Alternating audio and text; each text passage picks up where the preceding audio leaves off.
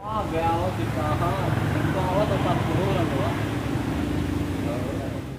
PPDB tingkat SMA, SMK, dan MA tahun 2022 yang diadakan serentak secara online dari tanggal 6 Juni sampai dengan 10 Juni, memasuki tahap daftar ulang bagi para calon siswa yang telah lolos mengikuti pendaftaran melalui jalur online. Salah satunya di SMA Negeri Cisaat, Kabupaten Sukabumi. Para calon siswa yang telah lolos pendaftaran secara online tahap 1 kembali melakukan daftar ulang untuk penyerahan berkas dokumen dan juga beberapa tahap wawancara. Menurut Ketua Panitia PPDB tingkat SMA Negeri Cisaat, Kabupaten Sukabumi, Ai Jamilah menjelaskan jumlah siswa dari diterima dan mendaftar ulang tahap pertama itu ada 204. Sedangkan untuk hari besok atau Rabu, pendaftaran ulang dari jalur prestasi baik olahraga ataupun prestasi nilai rapot.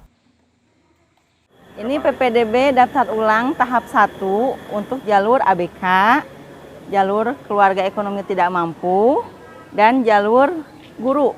Untuk daftar ulang hanya 2 hari ini dan hari besok terakhir. Nah, untuk hari ini jadwal daftar ulang untuk peserta didik yang diterima di jalur ABK, KETM, dan jalur guru. Nah, untuk hari besok itu jalur prestasi kejuaraan dan prestasi rapot.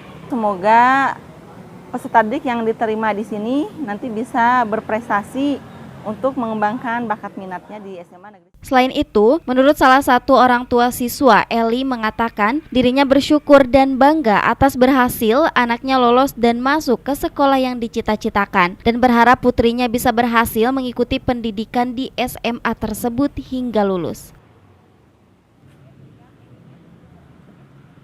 Alhamdulillah anak bisa keterima di SMA di sekolah yang sesuai dengan harapannya. Sekarang kan beda ya ininya, jadi enggak diinin dulu jurusannya karena kurikulumnya katanya berbeda. Jadi nanti bisa memilih maunya yang mana gitu. Dari Cisaat, Kabupaten Sukabumi, Muhammad Ujang Heriaman melaporkan untuk Dinamika.